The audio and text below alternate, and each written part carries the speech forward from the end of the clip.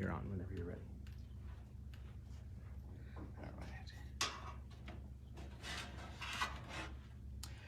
All right, good morning, everyone. Thank you for having me. I literally stepped off a plane from Tampa, took an Uber here. Very excited to be here with you. I do this, I've been doing this for the last few months. I've traveled to, I think this is like the 23rd or 24th 1 million cups I've been to. Yeah, I did the one in North Atlanta, I guess, 2008.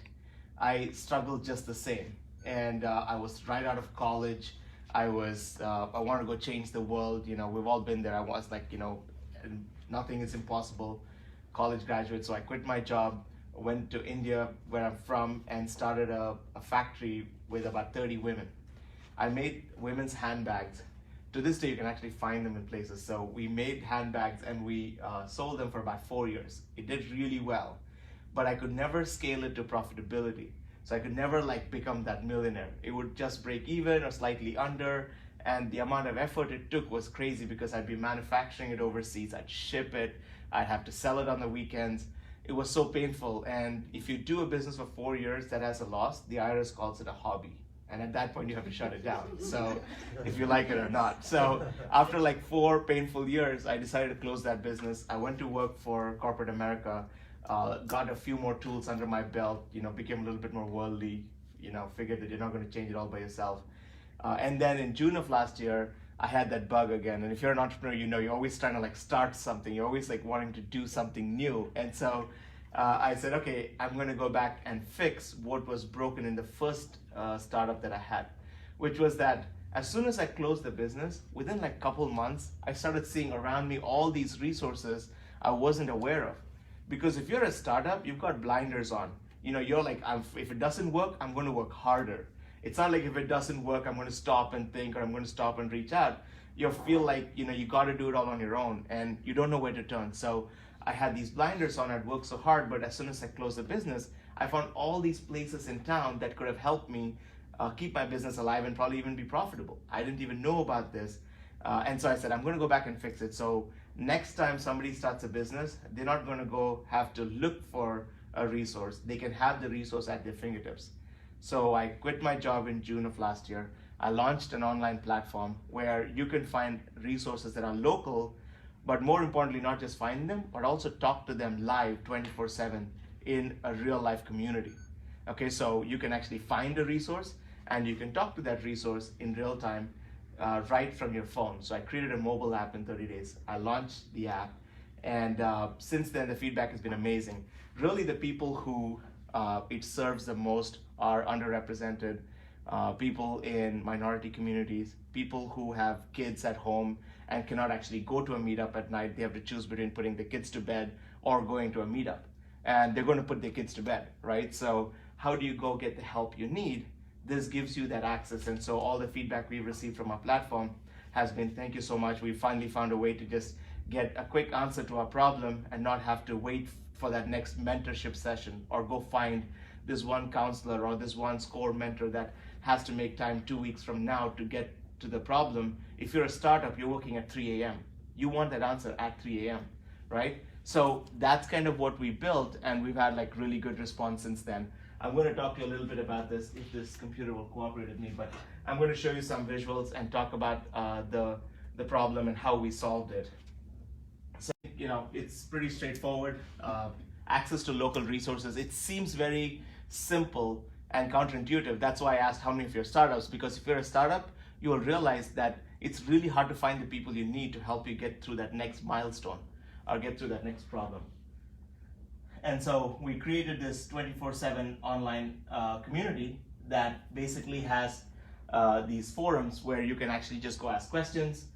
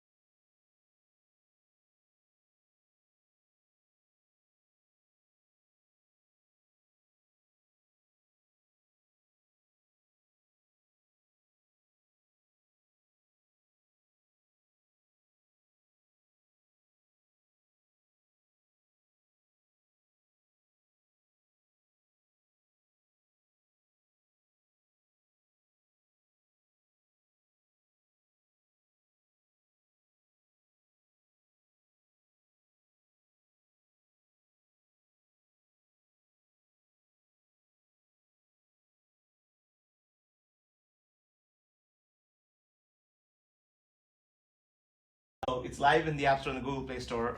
The card I gave you, it's actually like a little coaster, so you can put it in at your desk at work or in your home.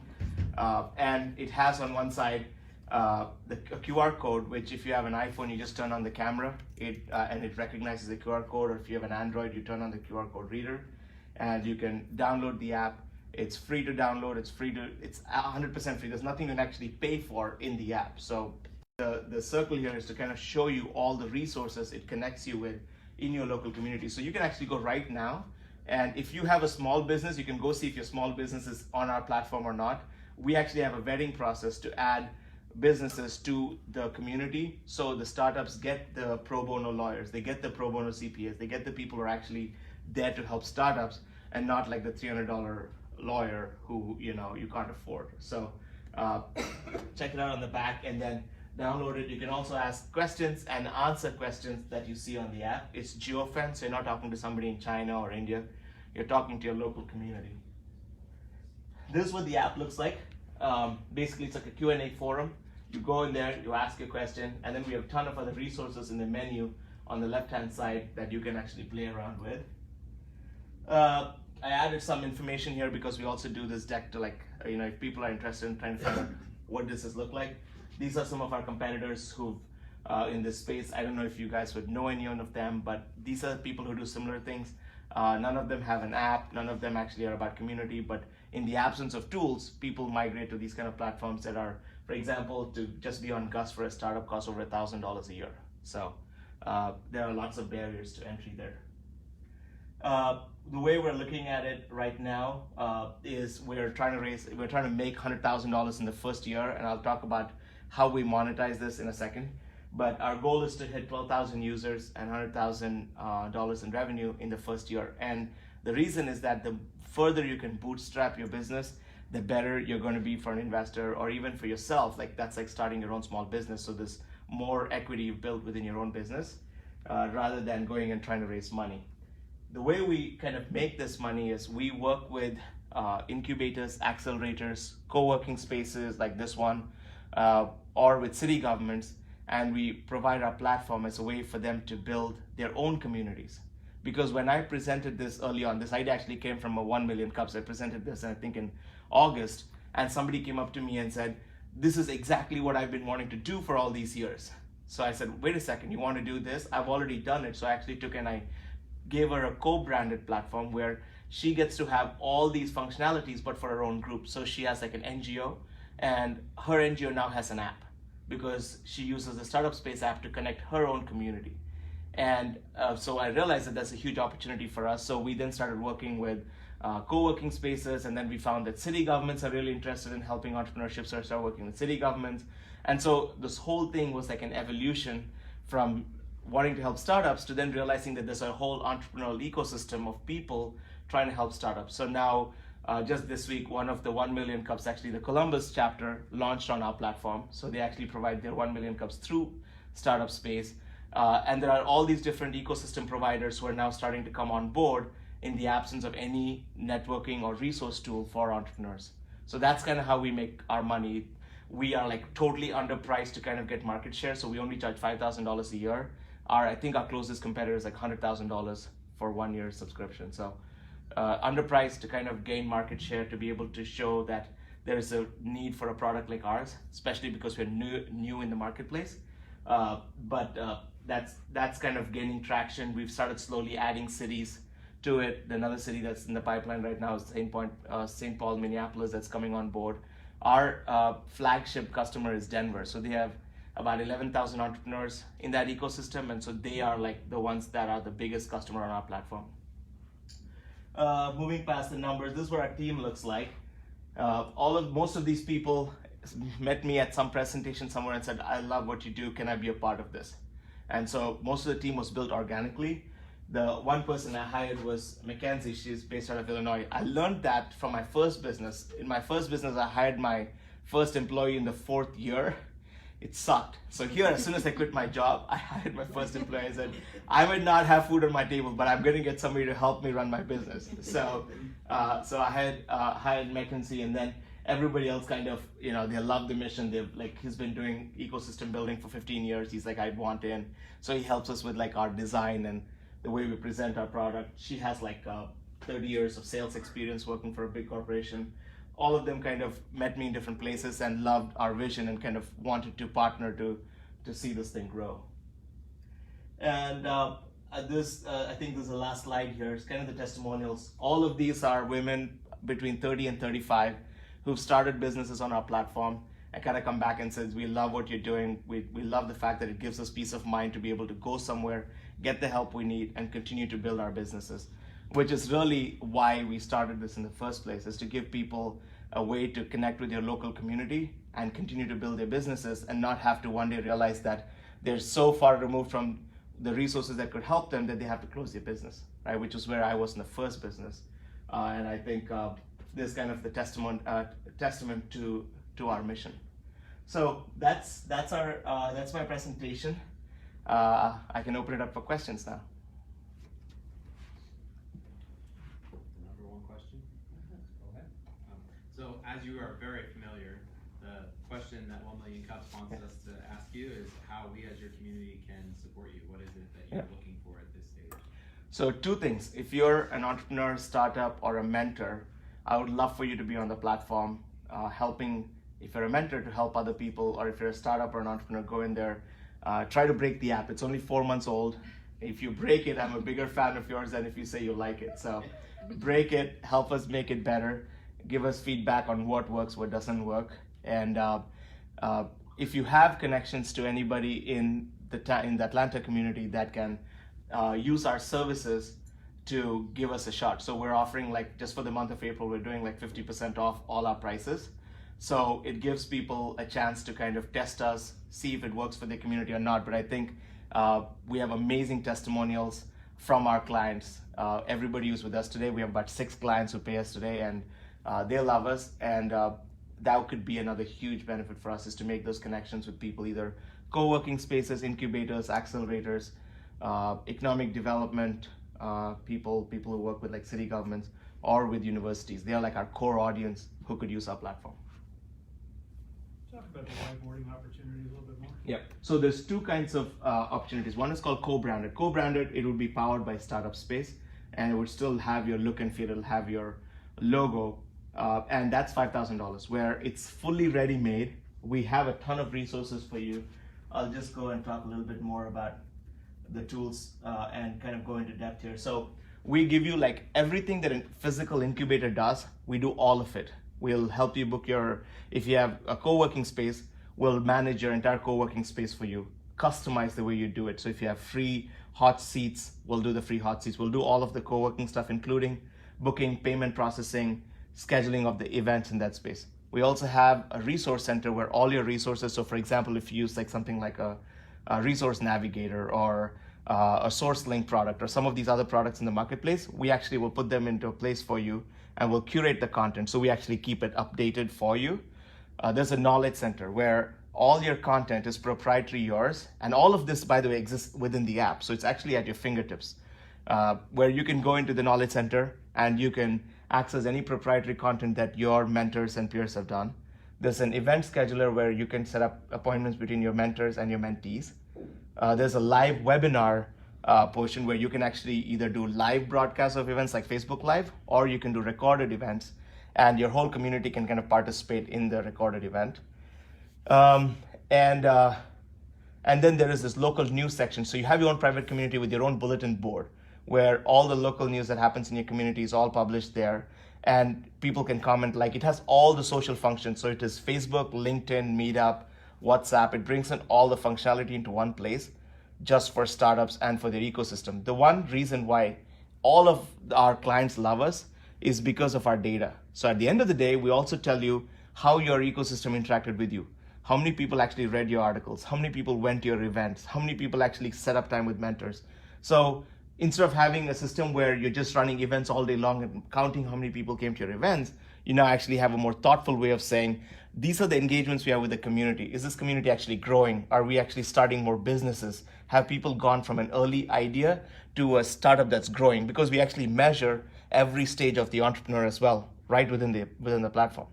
And so the reason Denver, the number one client, actually loved us is because now they actually take all that data and give it to their sponsors and say, JP Morgan Chase, you gave us $50,000. This is what your $50,000 did. Versus saying we ran 5 events. They say these many startups, these many entrepreneurs, these many people actually started and grew their business, because that's really where JP Morgan Chase is going, right? That's what they're interested in. So I think that's kind of the what we do with our co-branded platforms. Does that help? Absolutely. Is there an angel aspect to this as well? So yeah, there is, but we don't force it, because we believe that, like, if you're an entrepreneur or a startup, the most important thing you need is your community, not an investor. And so when people, most of these other platforms focus only on the investor piece, Gust, Union, every one of them is F6S. All of them are just investor platforms. We actually allow investors to come organically. So about a month ago, a woman in upstate New York posted on the app saying, I just got into New York Fashion Week. It's a huge deal for us. We didn't expect to get in, but we have no way to fund our trip there. And so another investment firm called Saratoga Investments saw it, jumped in and said, oh, we'll definitely fund you to go to this one. And so they helped them get to that event. And so we have about 70 investors on our platform today, and they're all organic. People came in because they saw startups in this ecosystem and they kind of wanted to participate in that ecosystem, rather than us presenting to investors and saying, hey, here's a way to get a feeder system into your program, or wait for you to vet startups. We say, this is your ecosystem. If you want to jump in and help, you can. So investors also give advice more than just money. They also say, talk to this person, or look at this information. We're looking for you to get to this milestone. It becomes more meaningful than just being like, a way to get startups to think, oh, there's an investment platform. Let's just go and pitch our idea here. Here, startups are actually growing and doing their business. They come and post their challenges, and the community jumps in. If investment is one of them, they'll state it. They'll say, we're also looking for funding. Do you happen to have an example of a co-branded community? Yeah. You could bring up and show us how it Absolutely. works? Okay, I would love to do that. I don't mean to monopolize. No. I can take other questions while I do that. I've never done this before, but I think that'll be really cool, because I can actually show my phone on the laptop. I'll try to do that 1 second. But I can take other questions in the meantime. It'll take me about like a couple of minutes to set this up. The private network, I feel like, so full disclosure, I have a profile on the app. I only did that after learning about you through your application to 1 Million Cups, but I went and created a profile, and I have not really dove in to get to know it all that well yet, but one of the things I saw was about a private network and the local news feed. Yeah. I suppose it's because you're still new, but like nothing was coming up for me. And the private network, I couldn't figure out how to find the private network that I wanted to, I assume, request to get into. I wasn't sure how that would work, so I kind of had to stop. Okay, so we used to have all our private networks visible, and then the private networks wanted to be hidden. So you can only search for them, and I'm gonna show you on my laptop. I'm gonna actually show you how to search for private networks. Most private networks have like their own mission. So for example, the city of Denver, they have made their private network open to anybody in Denver. In Denver, anybody searches for private network, it'll automatically come up. But that's because it's a service to the city of Denver. And so every private network has its own purpose, and it's based on that purpose that you can find it or not. Some of them are invite only. Some of them are hidden in the universities, so for privacy, they don't want to share their information. All of them have their own different missions. There is no network that is just broadcast openly, because it doesn't serve any purpose. We already have the public network that does everything that a private network does. So that's why you couldn't find a... I can't remember which private network I was trying to join, or even why at this point, but it was inviting at the time. I thought, oh, I should check this out. Yeah. It wasn't though. I don't know, that you would think, right? Yeah.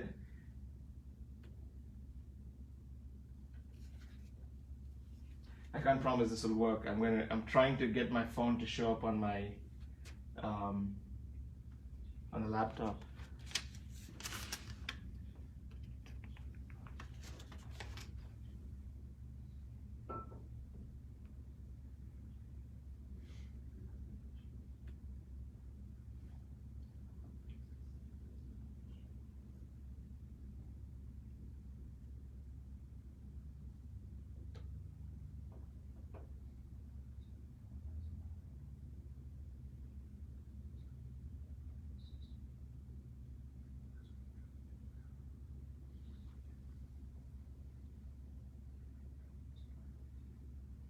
Is there another cord like this that goes from like a US from a? One just like the one you're using? Yeah, but yeah, I think I can hardwire it into my laptop.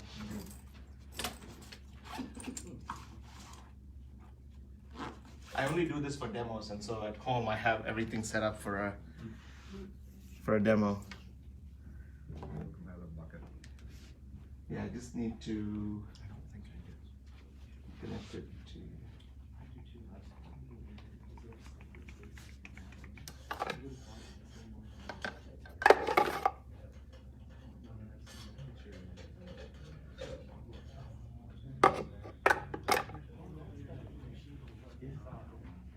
Is there another Wi-Fi? That's the only other one. What do you have, an Android? Oh, perfect. Let me see. I have that, which does. No. This one to to USB, USB to USB-C. No, I don't think I've got it.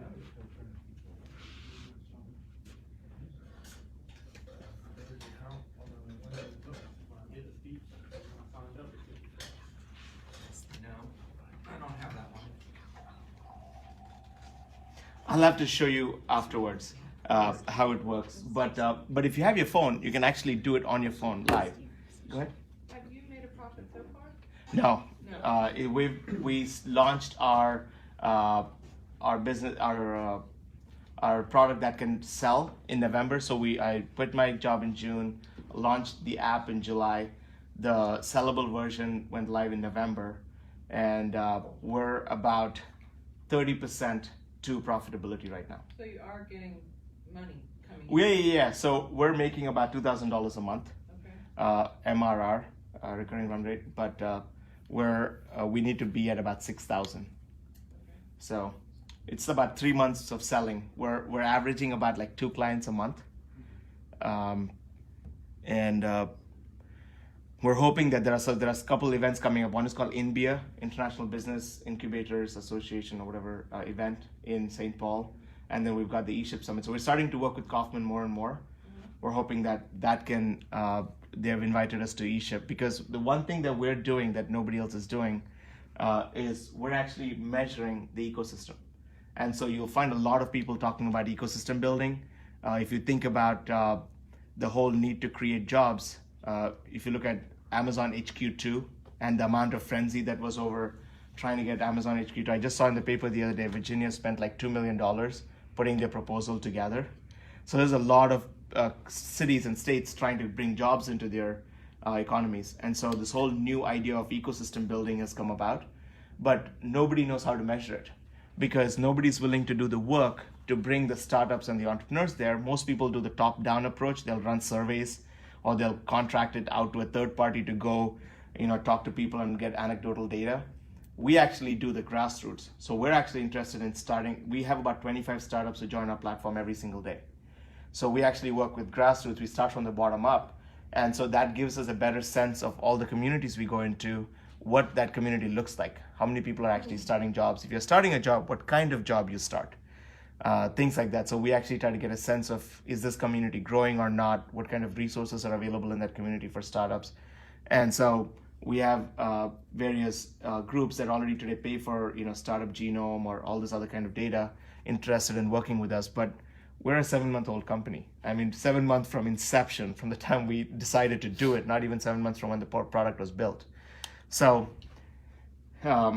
it's basically going to take us a while to kind of get that market share. I think once we have that market share, then kind of word of mouth will help us. But all our customers who started on day one are with us, which is huge because they signed up as us being a startup and they still love us. And recently NSF reached out to us to see if NSF National Science Foundation could be on our platform. And they actually reached out to one of our existing clients, and she just sent me a note saying, we'll love to give them feedback about how we're doing with you guys. And they love us because if there is something on something that you want that doesn't exist on our platform, we'll build it for free. So we didn't even have this idea of co-working space.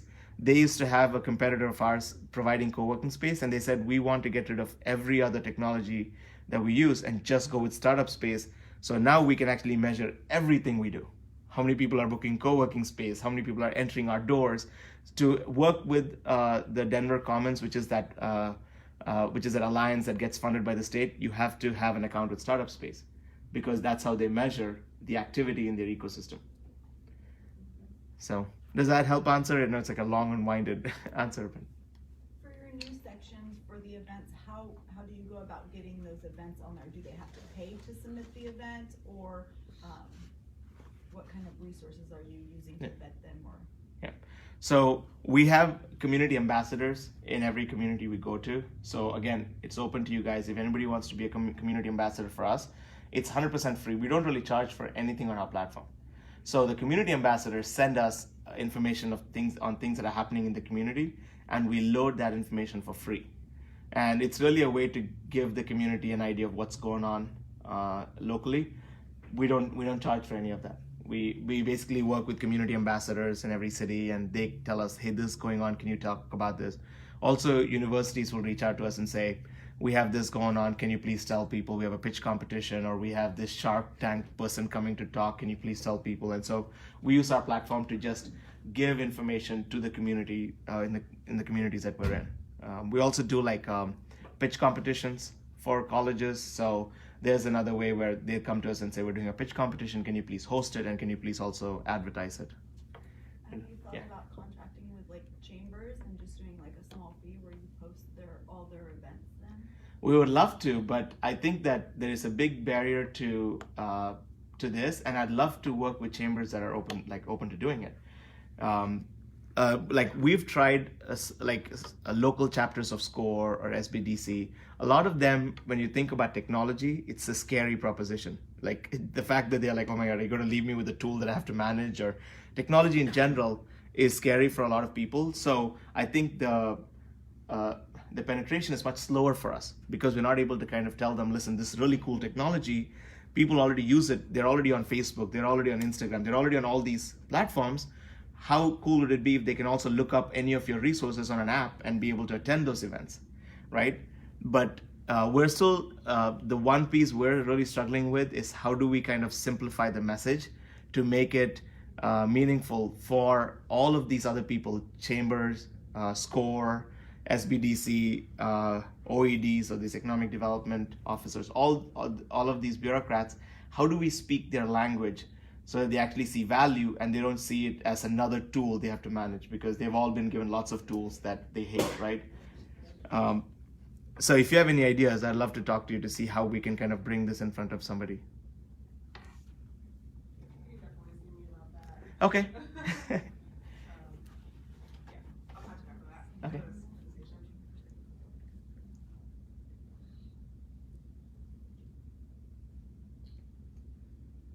I'm just thinking about it.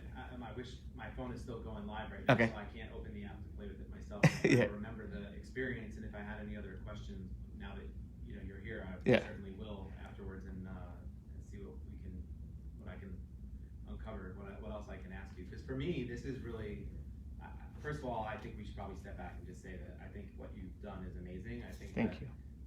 Community in general is one of the most important things Yeah. for people to thrive, and to have a community for entrepreneurs in the palm of your hand, and connect entrepreneurs not only with each other for advice, but potentially to investors. That story you told about Fashion Week, I mean, that is like, what an incredible success story, right? So I just think that's all phenomenal. I think what you're doing is great. Everything that you've said is so impressive. I'm a little worried that there's too much going on in the app, and that you are already trying to solve too many people's problems. But if it's working for people, then keep going, right? Well, that's a good point to bring up about doing too many things. It's because at the end of the day, we want to like truly measure the ecosystem. There's lots going on in the ecosystem. There's so many different groups doing so many things, right? If you don't measure all of it, you're going to create biases in how you report what's going on.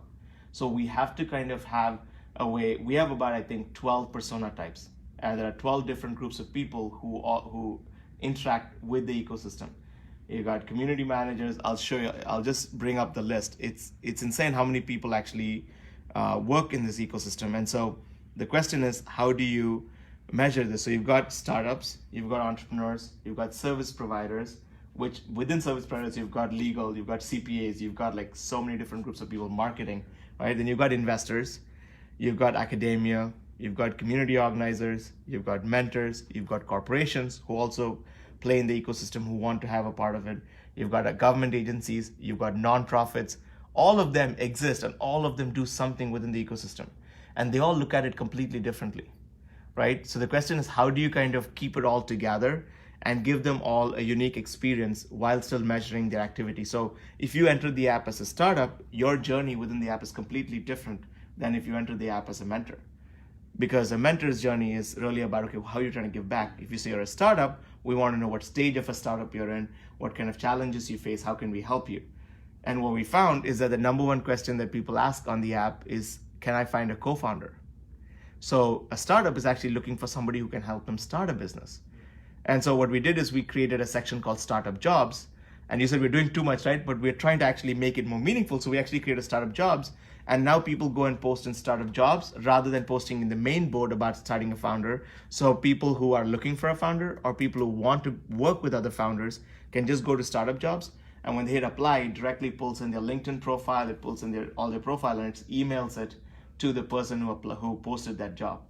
So with one click, your information is posted to them. They can see it. They can call you if they like it. And then you don't have to post a salary. You can post equity in the app. Does that cost? None of this costs any money. Literally, none of this that I've told you costs money. The only way we make money is partnering with people who have money, which is government agencies, incubators, accelerators. They're the ones who actually have this mission to help, right? So rather than charging startups, we want to charge the people who already provide the service into the ecosystem. What we're saying is, you don't have the latest technology. My background, and I didn't talk about my background, I actually come from doing artificial intelligence for Nielsen. So I did that. I was global innovation leader, traveled around the world for a multinational company doing really high-end technology. So this stuff is like really intuitive. And that's why we built this basically to kind of say, ecosystems don't have technology solutions. Everybody's scared of it. Can you believe there's no app for entrepreneurs? There's no app. You can go to the App Store and search for it. All the apps are like business plan apps and stuff like that. But everybody else has an app. Like, at Nielsen, we built like 10 apps in a year. So we think that the way you interact with the community already is through your phone. In fact, we're thinking about bringing it onto a watch and then making it accessible with Alexa. Like that's where we're headed because that's how the world is starting to operate. But the thing is, what we're finding is our partners are not really there yet. And so we're like, how do we kind of tell them that this is harmless, this is actually meaningful, this is going to help you grow? That's the message. What are you doing for marketing right now, David?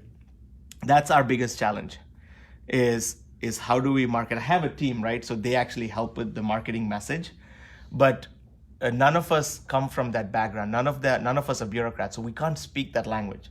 So I've been working with people on LinkedIn to kind of see if there are people already who've been in those roles to help us craft the message to be something that when somebody who's an officer reads it or he or she reads it, they can understand and say, oh, this is actually going to help us with resources. This is not going to make it harder for us to do our jobs. So we don't really have that kind of marketing yet, and we're working on it. So as a startup, how do I find you? If you go to the App Store and do Startup Help, we're the number one app. If you do anything related to startup, entrepreneurship help, anything, we're the number one app. And then I've been on this roadshow for about 4 months now. Next week, I've got St. Paul, Minneapolis. I've got like then all of May, I'm in Kansas, I'm in Toronto, I'm in like California, I'm in like 4 different cities in May. So every week I'm in a different city talking about it because I can't think of a better way to do it. So when you come to these cities, like, do you go up to Atlanta and talk to Tech Village in the same I place did. and Startup Exchange? And I did. So I talked the last time in October, I spoke at Tech Alpharetta, and then I also spoke at Pitch Hunt. So. Well, I'm talking about the incubators in town, like Atlanta Tech Village. Yeah, but it's really hard because we've tried that and there's a huge barrier they don't find the usefulness yet. So we need to build enough use cases of early adopters to then be like, look at all these early adopters, they're finding it useful. We want to become like when you sign up for Meetup or when you sign up for, Google account, right? You're not really thinking about it. You're just thinking about the usefulness. You're not trying to think about the credibility of will the system work. We need to kind of cross that hump to where we're just ubiquitous. We're just there as an ecosystem tool, not like we have to first introduce ourselves. So that's kind of our challenge right now, is that because of the credibility factor, we're not really able to get through to a lot of these incubators, accelerators, because this is like the least, this is one of the cheapest things they'll spend money on this year. If you think about it, people expense is the number one expense that you'll spend money on. Each event might be more than $5,000 to put an event, right? This actually measures all your events. Everybody who comes to an event checks into the event. You can actually tell who came, how they participated. People can ask questions within the event in the app. So you can actually go back and see how many people actively participated during the event. But the fear is, I don't know, I think there's two fears. Maybe one, they think we have to manage this. If it breaks, who fixes it? And then will this really work? So. Have you thought about doing different pricing levels? So, I mean, some small businesses that maybe want to be a part of it, but they're not open to doing $5,000 a year. Have you thought about, okay, you get these certain benefits with this membership versus just having a flat rate where everyone gets the same thing? We do that like one-on-ones. The fear is this, that we can give this for free. Like we can give it really for free. But the thing is, if you don't know how to use social media tools, we end up doing all the work. And so we've had a few places where somebody has said, oh, we love this. We've given it to them. They haven't used it because they weren't really able to adopt it and use it. So that's why the price point is to really make sure that the people who sign are the serious buyers. We have a few people on the platform who pay less than that because they really have the mission. So we have a nonprofit that only pays $100 a month. But they actually are really active. They know how to run their ecosystem. They know how to connect with their resources. Because the worst you can do is pay for it and not use it. To use it means you have to update all your content. You have to do the things you do in real life. Like you have to pick up the phone and call people. You have to do those things here. You have to update your content so people will come because they know the content is fresh. You have to post questions there, or you have to answer questions that people gave. You have to do all those things. And I find that people who don't pay that amount usually don't have the time or the resources to also do all those activities. But like when people approach and say price is the only issue, we're like, yeah, absolutely, we'll work with you. What can you pay? We have no problem. We just don't advertise it at a lower price because then we found that a lot of people are coming who actually were not serious about it or were just like, oh my God, it's only $100, but they actually didn't know how to run a technology system, right? And so we found that at $5,000, you actually have people who have a little bit more expertise in running a platform. So that's why we kind of kept it there. Go ahead. Quick question. So I'm on your app right Yeah. Say I come across somebody who I like their idea, such as Jason's. How do I search for his business that he's put on there? Okay, so because of privacy laws, we can't like allow everybody to search everybody else, right? So what we did is if you post a question or if you answer a question, you can search for those people, but you can't just generally search the directory on purpose. We did not make it so that anybody can search for anybody else. You already have LinkedIn. If you really want to search for somebody, you can go search for somebody on LinkedIn. We made it so that in your private network, so if you own a private network, you get a full end back end. Actually, you know what? I can show you the back end dashboard for a private network. So you get all these tools on the back end that measures the ecosystem as a private network. As an individual user, if you want to search for Jason and he hasn't asked a question on the app, you can't search for him. Because what would you do after you searched for him? Well, if I was interested in what I heard about, like if I saw his pitch, say I was reviewing 1 Million Cups videos for people that have pitched all over, and I'm like, oh, I like that one. And he said that this is one way that I could get in touch with him to find out more if I'd want to invest in his business or his app.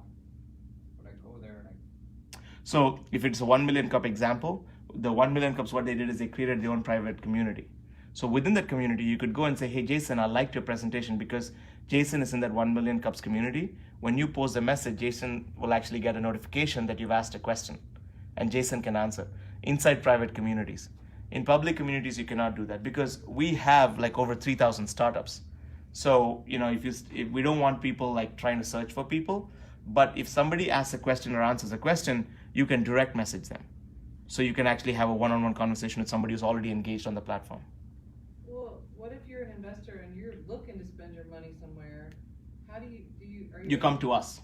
Well, but what if you, right.